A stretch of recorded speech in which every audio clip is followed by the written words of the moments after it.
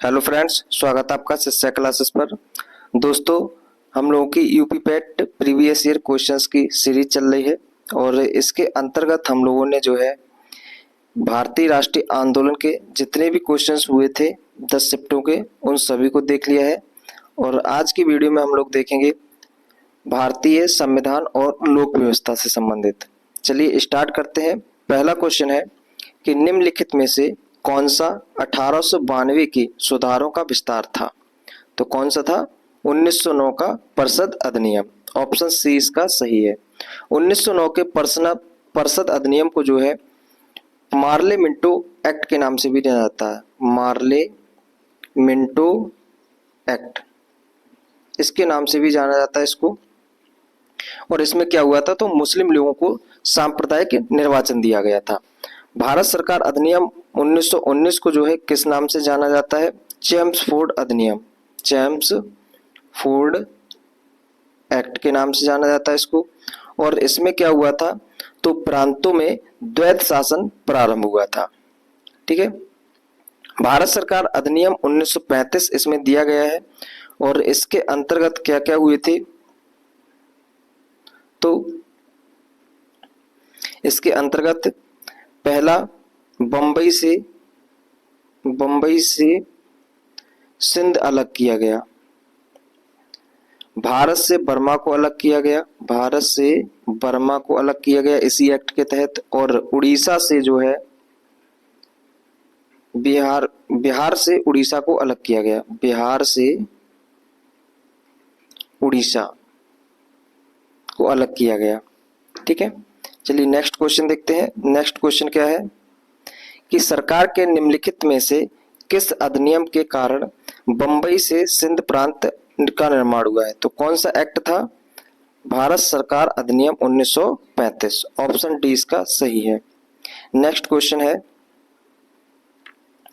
कि भारत सरकार अधिनियम 1935 के अनुसार मुख्य न्यायाधीश के साथ कितने न्यायाधीशों की नियुक्ति की गई थी? तो कितने न्यायाधीशों की नियुक्ति की गई थी? 6 न्यायाधीश। अगर बात करें टोटल की तो कुल कितने थे? तो 7 थे। यानी मुख्य न्यायाधीश के साथ में अगर जोड़ा जाए तो 7 थे और उनको अलावा कितने थे? तो 6 थे। नेक्स्ट क्वेश्चन क्या है कि भारत सरकार अधिनियम 1935 के प्रावधानों में ब्रिटिश सरकार के अंतिम अधिकार का एक उदाहरण कौन सा है? तो प्रांतीय सरकारों पर गवर्नर के लिए एक विशेष शक्तियां। ऑप्शन ए इसका सही हो जाएगा। क्या है? प्रांतीय सरकारों पर गवर्नर के लिए विशेष शक्तियां। नेक्स्ट क्वेश्चन क्या है, तो भारत सरकार अधिनियम 1935 भारत के लिए ब्रिटिश संसद के द्वारा पारित सबसे लंबा अधिनियम था। ठीक है। मूल रूप से पारित अधिनियम बहुत लंबा होने के कारण 2 अलग अलग अधिनियमों में विभाजित किया गया था, अर्थात भारत सरकार अधिनियम 1935 और बर्मा सरकार अधिनियम 1935। ऑप्शन बी इसका सही हो जाएगा। नेक्स्ट क्वेश्चन देखते हैं। तो अगला क्वेश्चन है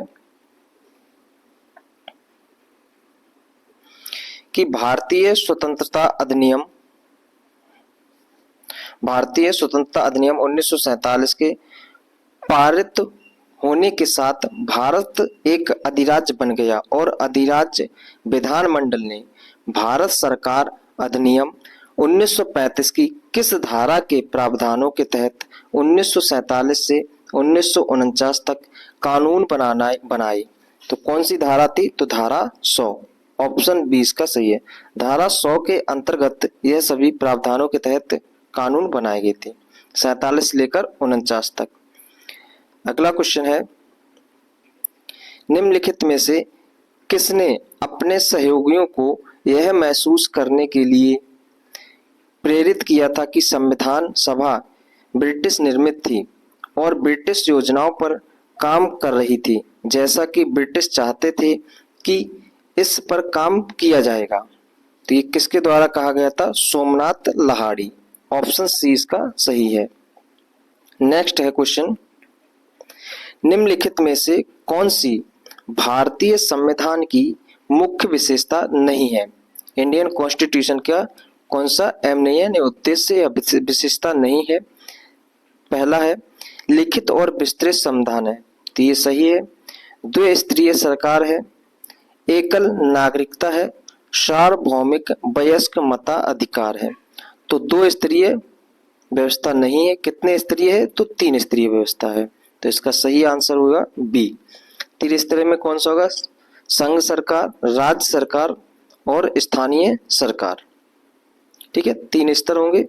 और त्रिस्तरीय व्यवस्था जो है बलवंत राय मेहता समिति के सिफारिश पर दी गई थी, और जिसके तहत प्रथम पंचायती राज किसको बनाया गया था, राजस्थान का नागौर। कब, तो 2 अक्टूबर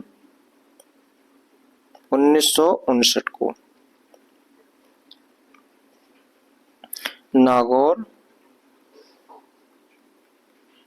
राजस्थान। नेक्स्ट क्वेश्चन देखते हैं। तो अगला क्वेश्चन है, भारत के संविधान में इनमें से क्या राज्य सूची में सम्मिलित नहीं है। ठीक है, तो सूचियां कितनी है, 3 है, संघ सूची, राज्य सूची और समवर्ती सूची, और जिसका उल्लेख जो है अनुसूची नंबर 7 में दिया गया है।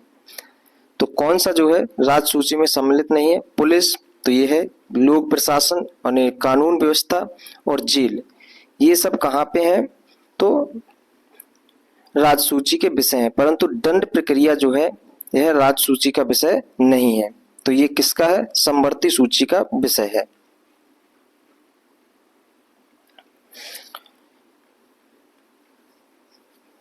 नेक्स्ट क्वेश्चन देखते हैं। अगला क्वेश्चन है कि निम्नलिखित में से क्या भारतीय संविधान की मुख्य विशेषता नहीं है। डबल क्वेश्चन हो गया ये, तो इसका क्या होगा, अर्धसंघीय संरचना है, प्रतिबंध न्यायालय है, शक्तियों का विवरण है, और लिखित संविधान और संविधान की सर्वोच्चता है। तो इसमें प्रतिबद्ध न्यायालय नहीं है। न्यायालय कैसा है, स्वतंत्र है, स्वतंत्र न्यायालय। अर्धसंघीय संरचना है, ठीक है, शक्तियों का विवरण भी है, वितरण, और लिखित संविधान और संविधान की सर्वोच्चता है, परंतु प्रबुद्ध यानी कि रिस्ट्रिक्शंस नहीं है न्यायालय के ऊपर। कैसा है, स्वतंत्र है। अगला क्वेश्चन है, 12 दिसंबर 1946 को संविधान सभा में उद्देश्य प्रस्ताव किसके द्वारा पेश किया गया था।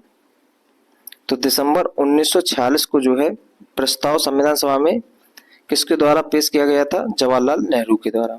ऑप्शन ए इसका सही है। देखिए, संविधान सभा की पहली बैठक जो है 9 दिसंबर 1946 को हुई, और इस समय जो है इसके अध्यक्ष बनाए गए सच्चिदानंद सिन्हा, डॉक्टर सच्चिदानंद सिन्हा।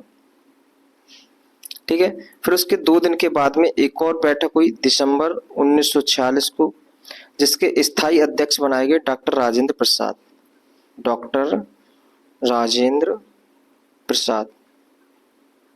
ठीक है, ये कैसे थे, तो स्थायी थे, और वो कैसे हो गए, अस्थायी। फिर 13 दिसंबर 1946 को नेहरू जी के द्वारा उद्देश्य प्रस्ताव को क्या किया गया, पेश किया गया। वही आगे चलकर 22 जनवरी 1947 को इसको पास किया। ठीक है, और भारत में जब संविधान बना तो उसके उद्देश्य का काम किया उद्देश्य प्रस्ताव ने। नेक्स्ट क्वेश्चन को देखते हैं। तो अगला क्वेश्चन क्या है कि भारत के संविधान में जन स्वास्थ्य एवं स्वच्छता किसमें शामिल है, तो राज्य सूची का विषय है ये। ऑप्शन बी इसका सही है। ठीक है, राज्य सूची के विषय में जन स्वास्थ्य, जेल, स्वच्छता, ठीक है, लोक प्रशासन, ये सब राज्य सूची के विषय हैं। संघ सूची में बैंकिंग, रेलवे, ठीक है, टैक्स से संबंधित कुछ कार्य, तो वो किसमें है, संघ सूची में है। समवर्ती सूची में माप तोला जाएगा, वन से संबंधित जितने भी कानून है वो भी समवर्ती सूची में आएंगे। नेक्स्ट क्वेश्चन को देखते हैं। तो अगला क्वेश्चन क्या है कि स्वतंत्रता के बाद भाषा के आधार पर बने भारत के पहले राज्य का नाम बताइए। स्वतंत्रता के बाद में किसके आधार पर? भाषा के आधार पर। तो कौन सा राज्य है? आंध्र प्रदेश। कब बना था? 1953 को। ठीक है, देखिए बात क्या हुई थी। तो 1948 में एक आयोग बनाया गया, धर आयोग, और स्वतंत्रता के बाद समीक्षा करने के लिए बनाया गया था कि भारत को जो राज्यों का विभाजन या राज्यों का निर्माण है किस आधार पर किया जाना चाहिए, भाषा के आधार पर या फिर प्रशासनिक के आधार पर। तो आयोग बनाया गया इसके लिए एक 1948 में। कौन सा आयोग था? धर आयोग। और अपनी रिपोर्ट में इसने प्रस्तुत किया कि भारत के जो राज्यों का विभाजन या राज्यों का निर्माण है वो प्रशासनिक आधार पर होना चाहिए। किस पे आधार पर? प्रशासनिक आधार पर होना चाहिए, भाषा के आधार पर नहीं। तो फिर इस आयोग की सिफारिश की जो दी रिपोर्ट दी उसकी भी समीक्षा के लिए एक और समिति बनाई गई 1949 को। कौन सी थी? JBP समिति। और इस समिति में जवाहरलाल नेहरू, वल्लभ भाई पटेल और पट्टाभी सीतारमैया 3 व्यक्ति थे। और इस समिति ने भी पाया कि भारत का जो राज्यों का निर्माण है प्रशासनिक आधार पर होना चाहिए, ना कि भाषा के आधार पर। जब इसने रिपोर्ट सौंपी तो फिर आंध्र प्रदेश में पट्टाभी श्री रमल्लू की अगुवाई में जो है आंध्र प्रदेश में क्या हुआ? धरना प्रदर्शन हुआ। और धरना प्रदर्शन में उन्होंने आमरण अनशन किया और कुछ समय के बाद में उनकी मौत हो गई। जब मृत्यु इनकी हुई तो काफी ज्यादा उग्र मात्रा में, मतलब बहुत ही ज्यादा भयानक विद्रोह फैला। और विद्रोह के कारण सरकार नहीं चाहती थी कि और ज्यादा ये फैले, तो इसलिए उन्होंने आंध्र प्रदेश को पहला राज्य भाषा के आधार पर घोषित कर दिया, मतलब बना दिया गया 1953 को। और इसी के बाद में एक आयोग बनाया गया 1953 में ही, फजल अली आयोग। फजल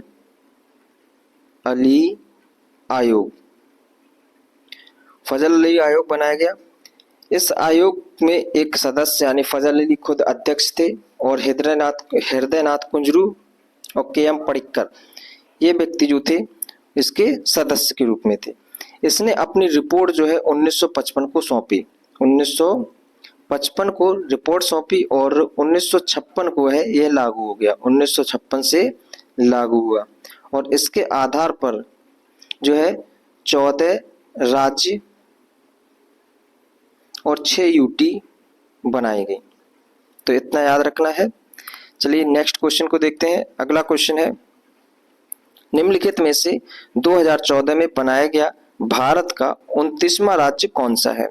तो कौन सा है? तेलंगाना।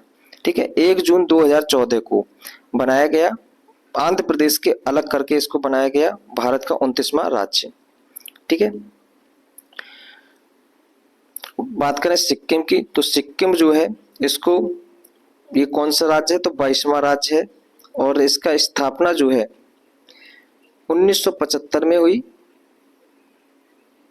36वें कॉन्स्टिट्यूशनल अमेंडमेंट के द्वारा। नेक्स्ट, और इन दोनों की बात करें तो ये दोनों सन 2000 में इनकी स्थापना हुई है।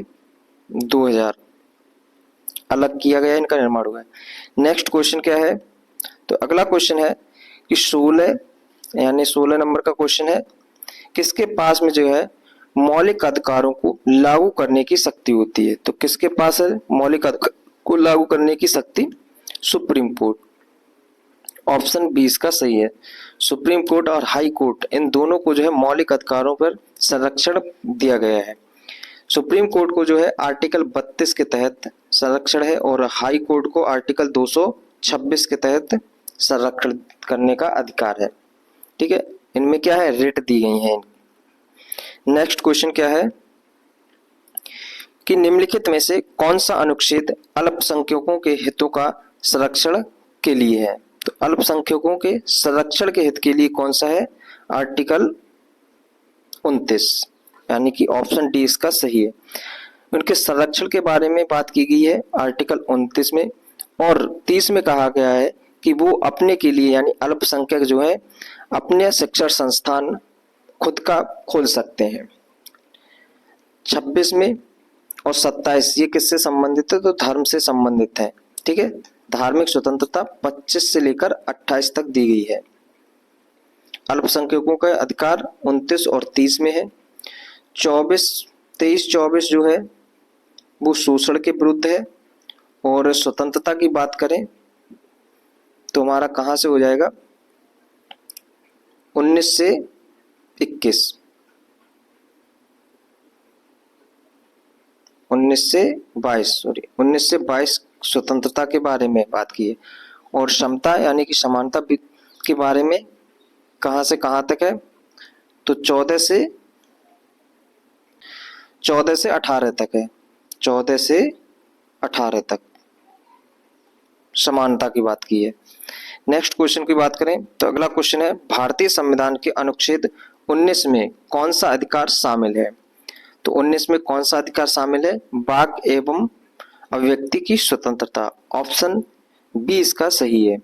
संवैधानिक उपचारों का अधिकार आर्टिकल 32, शोषण के विरुद्ध अधिकार 23-24, धर्म की स्वतंत्रता का अधिकार 25 से 28। ठीक है, नेक्स्ट क्वेश्चन को देखते हैं। तो अगला क्वेश्चन क्या है कि शिक्षा का अधिकार एक मौलिक अधिकार है जो संबंधित है। तो किससे संबंधित है? 21A से। 21 आर्टिकल 21 में जो है 21A जोड़ा गया कौन सा संविधान संशोधन के द्वारा? तो 86वां कॉन्स्टिट्यूशनल अमेंडमेंट के द्वारा 2002 में। ठीक है, ये जोड़ा गया शिक्षा का अधिकार, यानी कि 6 से 14 वर्ष के जितने भी बच्चे हैं उनको राज्य का दायित्व है, मतलब बच्चे का अधिकार है कि उनको शिक्षा निःशुल्क उपलब्ध कराई जाए 6 से 14 वर्ष के बच्चों तक, यानी प्राथमिक स्तर की शिक्षा। आर्टिकल 19 में वाक एवं अभिव्यक्ति की स्वतंत्रता के बारे में बात है। 29 और 30 जो है अल्पसंख्यकों के संरक्षण के बारे में बात की गई है। नेक्स्ट क्वेश्चन की बात करें, भारतीय संविधान में राज्य के नीति निर्देशक सिद्धांत निम्नलिखित में से किस देश के संविधान से अपनाए गए हैं? तो डीपीएसपी का कॉन्सेप्ट जो है वो आयरलैंड से लिया गया है। डीपीएसपी जो है यानी राज्य के नीति निर्देशक तत्व भाग 4 में है और आर्टिकल जो है 36 से लेकर 51 तक दिए गए हैं। राज्य के नीति निर्देशक तत्व यानी कि इसमें बताया गया है कि राज्य को क्या क्या करना है।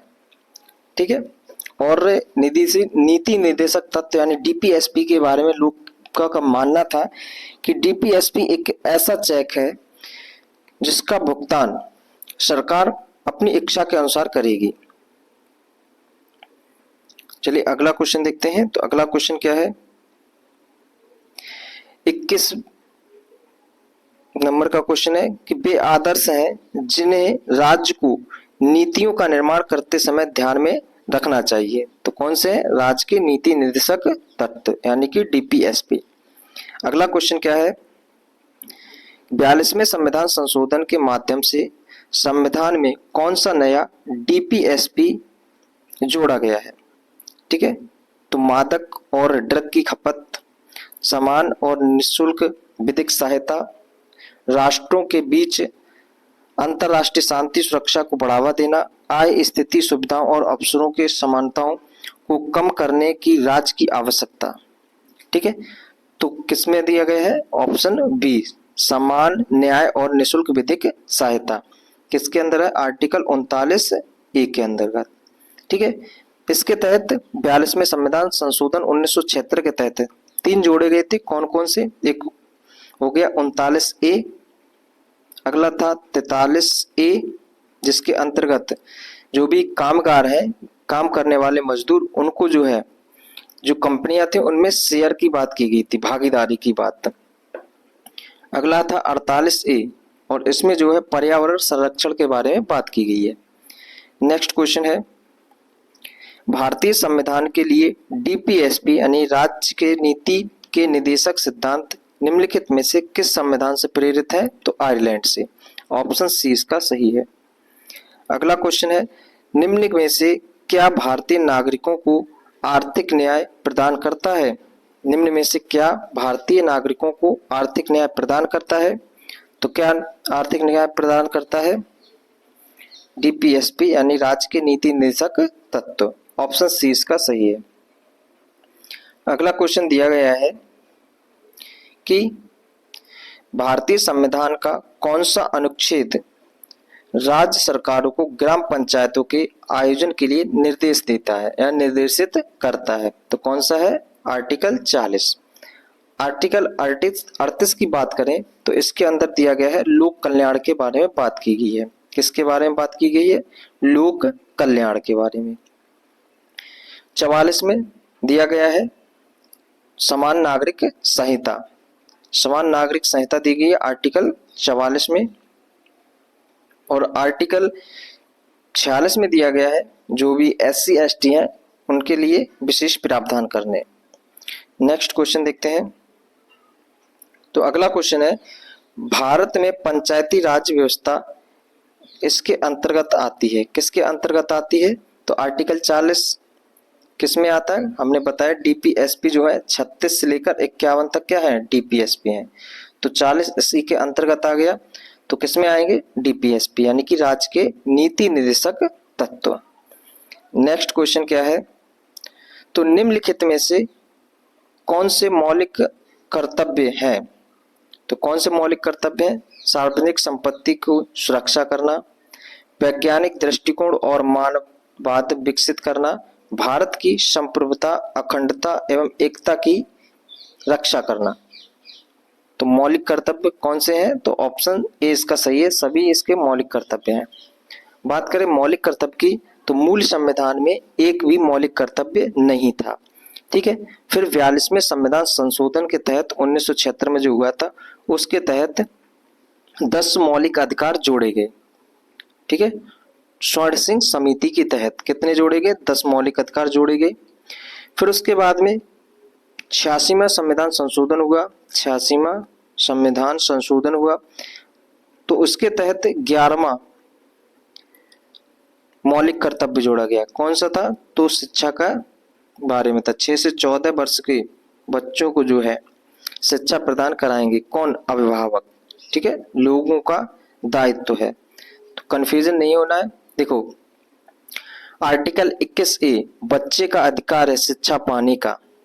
ठीक है। आर्टिकल 45 में दिया गया है राज्य का दायित्व है कि बच्चों को शिक्षा, निःशुल्क शिक्षा उपलब्ध कराएं 6 से 14 वर्ष के बच्चों को।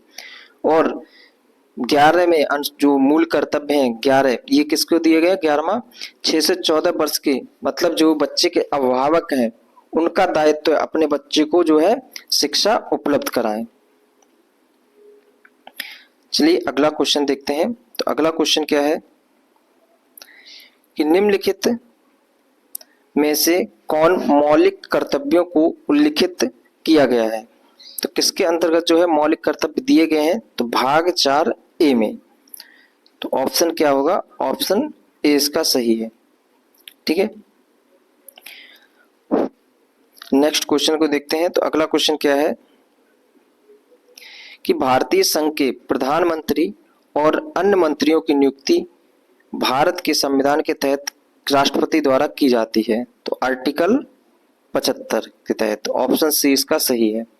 ठीक है। नेक्स्ट क्वेश्चन को देखते हैं।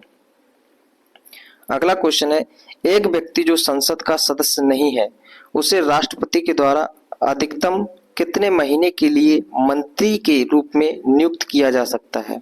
तो 6 महीने के लिए। ऑप्शन डी इसका सही हो जाएगा। 6 महीने के लिए जो है किसी भी व्यक्ति को संसद में सदस्य नहीं भी है फिर भी वो मंत्री बन सकता है। और 6 महीने के अंदर उसको क्या करना चाहिए? मंत्री बना देना चाहिए। मंत्री क्या? प्रधानमंत्री भी बने हैं जो किसी भी सदन के सदस्य नहीं थे, फिर उनको बाद में सदस्यता दे दी गई। नेक्स्ट क्वेश्चन क्या है? निम्नलिखित में से कौन सी विशेषता राज्यसभा को विधान परिषद से अलग करता है? तो कौन सी विशेषता है जो राज्यसभा को विधान परिषद से अलग करता है? देखिए राज्यसभा को विधान परिषद से अलग करता है जैसे सदस्यों का नामांकन, अप्रत्यक्ष चुनाव, सदस्य का कार्यकाल, तो ये समान है, सेम है। परंतु महाभियोग की जो शक्ति है वो केवल राज्यसभा को है, विधान परिषद को नहीं है। तो ऑप्शन डी इसका सही है। राष्ट्रपति पर महाभियोग जब लाया जाता है तो लोकसभा और राज्यसभा दोनों में लाया जाता है। इसमें विधान परिषद या विधानसभा का कोई भी रोल नहीं होता है। नेक्स्ट क्वेश्चन को देखते हैं। तो अगला क्वेश्चन क्या है, निम्नलिखित में से कौन सा भारत के राष्ट्रपति के चुनाव के लिए निर्वाचक मंडल का गठन नहीं करता है, यानी राष्ट्रपति के चुनाव में कौन भाग नहीं लेता है। तो देखिए इनमें हम लोग समझ लेते हैं राष्ट्रपति के चुनाव में कौन कौन भाग लेगा।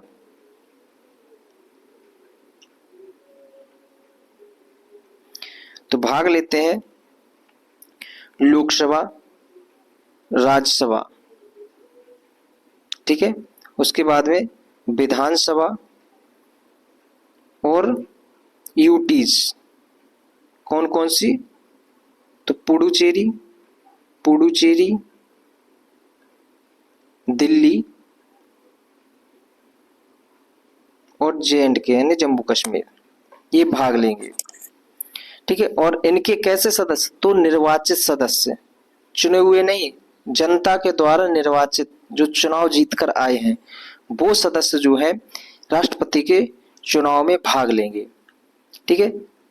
बात करें मनोनीत की, तो राज्यसभा में 12 सदस्यों को मनोनीत किया जाता है। लोकसभा में जो है 2 सदस्यों को मनोनीत किया जाता था, परंतु 104वां संविधान संशोधन जो 2019 में हुआ उसके तहत इसमें समाप्त कर दिया गया है एंग्लो इंडियन का पद सीटों को।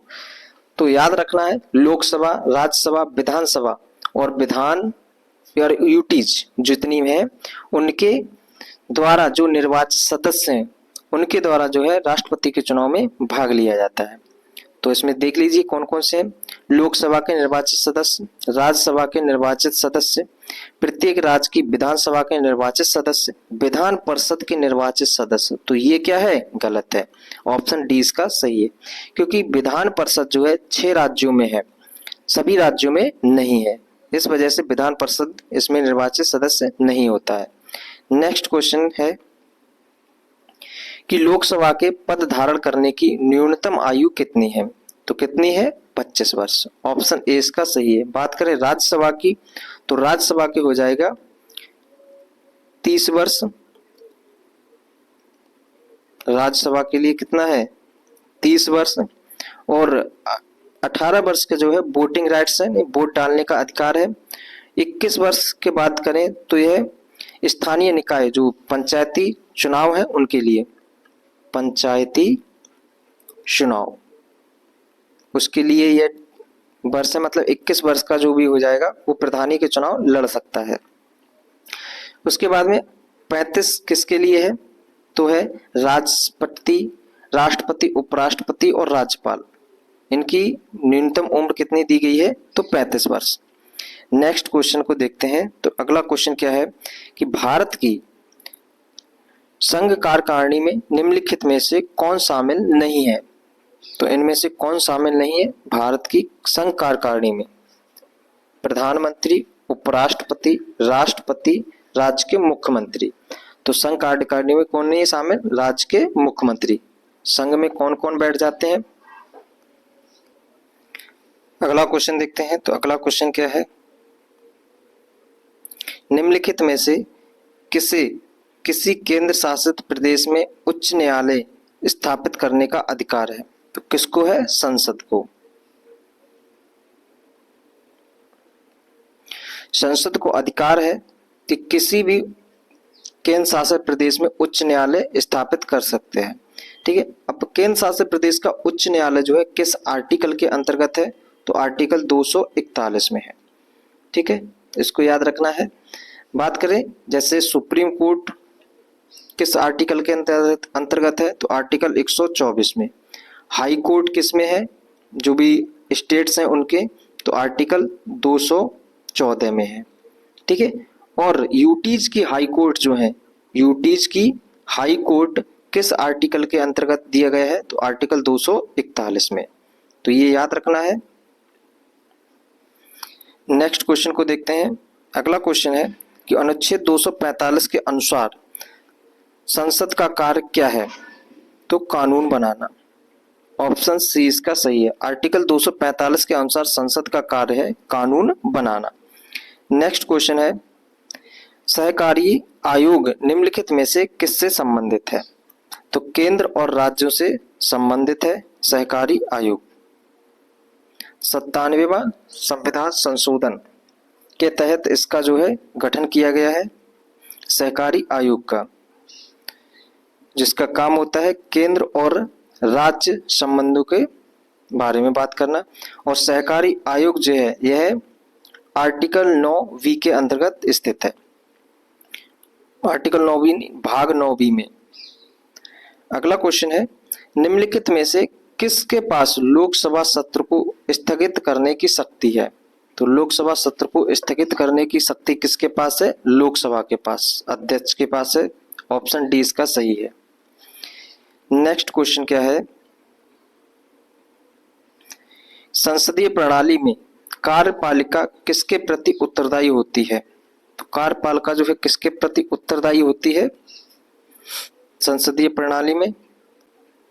विधानमंडल के प्रति। ऑप्शन ए इसका सही है, विधानमंडल के प्रति कार्यपालिका उत्तरदायी होती है। नेक्स्ट क्वेश्चन है, राज्यसभा के चुने हुए सदस्यों का कार्यकाल कितने वर्ष का होता है? तो 6 वर्ष का। ठीक है, हर 2 साल में क्या होंगे? रिटायरमेंट होंगे, परंतु उनका कार्यकाल कितना है? तो 6 वर्ष का होता है। राज्यसभा एक स्थायी सभा है, उसका कार्यकाल कभी भी समाप्त नहीं होता, परंतु सदस्यों का कार्यकाल जरूर समाप्त हो जाता है। नेक्स्ट क्वेश्चन है कि भारतीय संविधान का कौन सा अनुच्छेद मुख्यमंत्री के कर्तव्यों को परिभाषित करता है? तो कौन सा आर्टिकल है? तो आर्टिकल हो जाएगा 167। ऑप्शन डी इसका सही है। 167 आर्टिकल के अंतर्गत मुख्यमंत्री का दायित्व होता है कि विधानसभा में जो भी कार्रवाई हो रही है उसकी जानकारी किसको दे? राज्यपाल को दे। इसी तरह से आर्टिकल 78 जो था, जिसमें प्रधानमंत्री का दायित्व होता है कि जो राष्ट्रपति को संसद की कार्रवाई के बारे में उनको अवगत कराएं, यानी कि जो भी जानकारी देनी है, सूचना देनी है, वो राष्ट्रपति को दे जाके। ये दायित्व किसका है? तो प्रधानमंत्री का है। वो किसमें दिया गया? आर्टिकल 78 में। जबकि 167 में किसके बारे में बात की गई? मुख्यमंत्रियों के कर्तव्यों के बारे में बात की गई है। अगला क्वेश्चन है, भारत के संविधान के अनुसार लोकसभा के सदस्यों की अधिकतम संख्या कितनी है? अब यह क्वेश्चन पूछा गया था आप लोग के 2021 में, ठीक है, जबकि लोकसभा में पहले कितने थे? तो 552 सदस्य थे अधिकतम। ठीक है, फिर क्या हुआ? 104वां कॉन्स्टिट्यूशनल अमेंडमेंट हुआ। क्या हुआ? 104वां कॉन्स्टिट्यूशनल अमेंडमेंट, यानी संविधान संशोधन हुआ 104वां 2019 को। ठीक है, और क्वेश्चन कब आया? 2021 को। तो इसके तहत इसमें क्या किया गया था इस संविधान संशोधन में? तो 2 लोकसभा में से 2 आंग्ल इंडियन को समाप्त कर दिया गया था। तो अब 2 इसमें से घट जाएंगे तो कितने बचेंगे? 550। ठीक है, परंतु आयोग ने पता नहीं किस हिसाब से जो है 552 दिया है। इसका आंसर मेरे अकॉर्डिंग चलो तो आंसर होना चाहिए ऑप्शन ए। ठीक है, 550। अधिकतम लोकसभा में सदस्यों की संख्या कितनी है?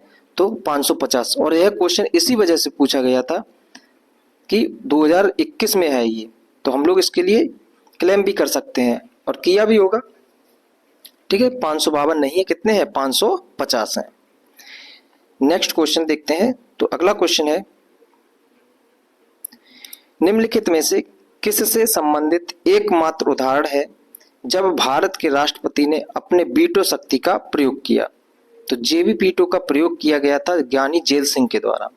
ठीक है, ज्ञानी जेल सिंह जब राष्ट्रपति थे उनके द्वारा किया गया। उन्होंने भारतीय डाक संशोधन विधेयक उस पर साइन नहीं किए, उसको अपने वहीं पे रख लिया, तो उसी को बोलते हैं पॉकेट वीटो। ऑप्शन डी इसका सही है। नेक्स्ट क्वेश्चन है, उस उच्च न्यायालय का नाम बताइए जिसका क्षेत्रीय अधिकार अंडमान और निकोबार द्वीप समूह है। तो कौन सा होगा? कलकत्ता उच्च न्यायालय। ऑप्शन बी इसका सही है। कलकत्ता उच्च न्यायालय जो है अंडमान निकोबार द्वीप समूह का न्यायालय भी है। उसी प्रकार से मद्रास उच्च न्यायालय के अंतर्गत कौन आ जाएगा? तो पुडुचेरी आ जाएगा, पुडुचेरी। ठीक है। लक्षद्वीप जो है वो किसके अंतर्गत आ जाएगा? तो केरल के। नेक्स्ट क्वेश्चन की बात करें तो अगला क्वेश्चन है, भारत के सर्वोच्च न्यायालय का उद्घाटन कब किया गया था? उद्घाटन संसद भवन अब पुराना है, यानी में प्रेसिडेंस के चैम्बर में हुआ था। जो पुराने संसद भवन है उसके अंदर उसका उद्घाटन हुआ था। तो कब किया गया था? तो 28 जनवरी 1950 को। ऑप्शन बी इसका सही है। नेक्स्ट क्वेश्चन है, निम्नलिखित में से कौन सा अनुच्छेद भारतीय संविधान में सर्वोच्च न्यायालय की स्थापना और गठन के बारे में है? तो कौन सा सर्वोच्च न्यायालय के बारे में बात कर रहा है? तो आर्टिकल 124। आर्टिकल 124 जो है इसके अंतर्गत सर्वोच्च न्यायालय यानी कि सुप्रीम कोर्ट के बारे में बात की गई है। हाई कोर्ट के बारे में बात करें तो 214 और यूटीज के हाई कोर्ट की बात करें तो 241 में है। नेक्स्ट क्वेश्चन को देखते हैं। तो अगला क्वेश्चन है, निम्नलिखित में से कौन जिला और अधीनस्थ न्यायालयों और उच्च न्यायालयों के आदेशों, निर्णयों और मामलों के विवरण का एक व्यापक डेटाबेस प्रदान करता है? तो कौन है जो डेटाबेस तैयार करता है? तो राष्ट्रीय न्यायिक डेटा ग्रिड। ऑप्शन डी इसका सही है। अगला क्वेश्चन है, पंचायती राज संस्थाओं के लिए अस्तित्व के लिए भारत की संसद ने 73वां और 74वां संवैधानिक संशोधन अधिनियम कब पारित किया? ठीक है, तो 1992 में। ऑप्शन ए इसका सही है। ठीक है, 73वां संविधान संशोधन हुआ और उसके तहत जो पंचायत शब्द को जोड़ा गया, यानी पंचायत को जोड़ा गया, और जो आर्टिकल 343 लेकर 343 ओ तक रहा। ठीक है, उसके बाद में 74वां संविधान संशोधन हुआ और इसके तहत नगर पंचायत को जोड़ा गया, और ये कब तक, कहां से कहां तक? तो 243 पी से लेकर 243 ZG तक रहा। ठीक है, नगर पंचायत। बात करें 73वें संविधान संशोधन के द्वारा जो है अनुसूची 11 जोड़ी गई और जिसके अंतर्गत कुल 29 विषय थे। ठीक है, 29 विषय, और अनुसूची 12 जोड़ी गई 74वें संविधान संशोधन के तहत, और इसमें क्या था? नगर पंचायत या नगर पालिका, जिसके अंतर्गत कुल 18 विषय थे। तो ये भी याद रखना है। नेक्स्ट क्वेश्चन देखते हैं। तो अगला क्वेश्चन क्या है कि राजस्थान का पहला राज्य था जहां पर 2 अक्टूबर 1959 में पंचायती राज व्यवस्था लागू की गई थी। इसे सबसे पहले राजस्थान के किस जिले में लागू किया गया था? तो नागौर, राजस्थान। अगला क्वेश्चन है, भारत की पंचायती राज व्यवस्था में कितने स्तर हैं? तो 3 स्तर हैं। ठीक है, कौन कौन से हैं? ग्राम स्तर, ब्लॉक स्तर और जिला स्तर। जिला स्तर, और इसको जो है किसके द्वारा किया गया था? त्रिस्तरीय बताया गया था। तो बलवंत राय मेहता, बलवंत राय मेहता, इनके द्वारा बताया गया था। ठीक है, और बलवंत राय समिति कब बनी थी? तो 1957 को बनी थी, और इसी की रिकमेंडेशन पर पहला राज्य बनाया गया था, मतलब जो नागौर है वहां पे लागू किया गया था, नागौर, राजस्थान में। फिर 2 स्तरीय व्यवस्था बताई गई अशोक मेहता समिति के द्वारा, जिसमें ग्राम ब्लॉक स्तर को हटा दिया। ठीक है, ग्राम स्तर और ब्लॉक स्तर दोनों को एक कर दिया गया, और फिर उसके बाद में जिला स्तर रखा, और जिला को जो है ज्यादा वरीयता दी। नेक्स्ट क्वेश्चन देखते हैं। तो अगला क्वेश्चन है, त्रिस्तरीय पंचायत राज व्यवस्था का विचार किसने रखा? तो किसने रखा था? बलवंत राय मेहता कमेटी ने। ऑप्शन ए इसका सही है। अशोक मेहता कमेटी, इनके द्वारा 2 स्तरीय की बात की गई थी। नेक्स्ट क्वेश्चन है, लोकतंत्र और विकास के लिए पंचायती राज संस्थाओं के पुनरुत्थान पर एक अवधारणा पत्र तैयार करने के लिए किस समिति की नियुक्ति की गई थी? तो कौन सी समिति थी? LM सिंघवी समिति, लक्ष्मण मन सिंघवी समिति। ये बनी थी 1986 को, और इस समिति ने ही पहली बार बताया, औपचारिक रूप से कहा कि संविधान में पंचायती राज को जोड़ना चाहिए। नेक्स्ट क्वेश्चन को देखते हैं। तो अगला क्वेश्चन है कि 1981 के किस अधिनियम के माध्यम से संसद के द्वारा राष्ट्रीय कृषि और ग्रामीण विकास बैंक के निर्माण को मंजूरी दी गई थी? तो कौन सा अधिनियम था, ठीक है, जिसमें नाबार्ड के बारे में दी गई थी, बात की गई थी? तो 1981 में एक्ट आया था, और एक्ट कौन सा था? तो 61वां एक्ट था। ऑप्शन बी इसका सही है। नेक्स्ट क्वेश्चन है कि भारतीय संविधान के किस संशोधन ने लोकसभा और विधानसभा दोनों सदनों में एंग्लो इंडियंस के नामांकन को समाप्त कर दिया गया है? तो कौन सा संविधान संशोधन था? 104वां संविधान संशोधन, जो 2019 को हुआ था। नेक्स्ट क्वेश्चन है कि भारत में राष्ट्रीय मानवाधिकार आयोग निम्नलिखित में से किस मंत्रालय के अधीन है? तो यह किसी भी मंत्रालय के अधीन नहीं है। ऑप्शन डी इसका सही है। नेक्स्ट क्वेश्चन है, भारतीय संविधान का अनुच्छेद 243 किसके बारे में है? तो अनुच्छेद 243 जो है वो किसके बारे में है?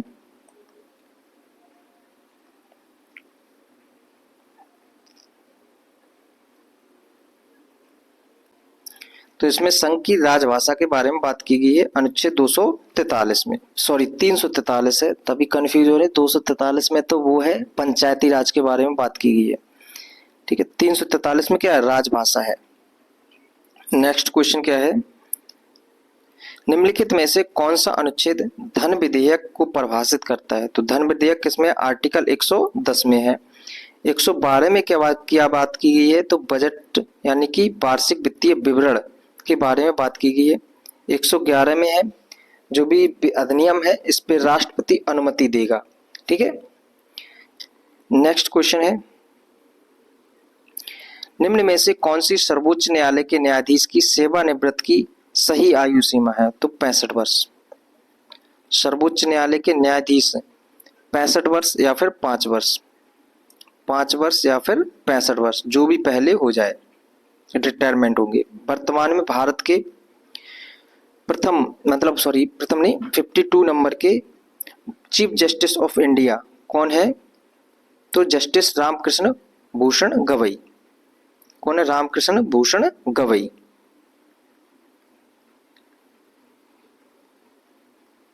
फिफ्टी 52 नंबर के हैं। नेक्स्ट क्वेश्चन है कि निम्नलिखित में से किस राज्य में विधान परिषद नहीं है? यानी विधान परिषद है तो किस में है? कर्नाटक में है। अब विधान परिषद वाले राज्य कितने हैं? 6 हैं। कौन कौन से हैं? तो इसको देख लेते हैं। देखिए हमारे दक्षिण में कौन कौन से हैं? तो हो जाएगा कर्नाटक, आंध्र प्रदेश और तमिलनाडु, सॉरी आंध्र प्रदेश, तेलंगाना, ठीक है, ये हो गए। उसके बाद में यहाँ पे पूरब में देखें तो हो जाएगा यूपी और बिहार, एक मध्य में महाराष्ट्र, और एक हो जाएगा जम्मू कश्मीर, जिसको हटा दिया गया है। तो अभी वर्तमान में कितने हैं? 1 2 3 4 5 6 हैं। जम्मू कश्मीर को क्या किया गया है? हटा दिया गया है। तो अभी वर्तमान में कितने परिषद है? विधान परिषद 6 है। नेक्स्ट क्वेश्चन है, किस अनुच्छेद के तहत आपातकाल के दौरान मौलिक अधिकारों को भी निलंबित किया जा सकता है? तो किसके तहत जो है मौलिक अधिकारों को निलंबित किया जा सकता है? तो आर्टिकल 359। देखो आर्टिकल 358 जो है उसके तहत स्वतः ही एक आर्टिकल यानी कि 19 आर्टिकल जो है वो स्वतः ही क्या हो जाता है? समाप्त हो जाता है। परंतु राष्ट्रपति के द्वारा, ठीक है, और संसद की सलाह पर, लोकसभा की सलाह पर, लोकसभा के जो मंत्री परिषद है उसकी सलाह पर आर्टिकल 359 के तहत आर्टिकलों को प्रतिबंधित किया जाता है, और 2 आर्टिकल हैं जो कभी भी प्रतिबंधित नहीं होते हैं, 20 और 21। नेक्स्ट क्वेश्चन है कि स्वतंत्र भारत के प्रथम मुख्य चुनाव आयुक्त कौन थे? तो शिवकुमार सेन। और अभी कौन है प्रमुख मुख्य चुनाव आयुक्त? ज्ञानेश कुमार। नेक्स्ट क्वेश्चन है और आज की क्लास का अंतिम क्वेश्चन, भारतीय संविधान के किस अनुच्छेद में यह शामिल है कि राज्यपाल विधानसभा को संबोधित कर सकते हैं और राज्यपाल सदन को सदस्य संदेश भेज सकते हैं? तो किस आर्टिकल में यह बात कही गई है राज्यपाल के बारे में? आर्टिकल 175। ऑप्शन सी इसका सही है।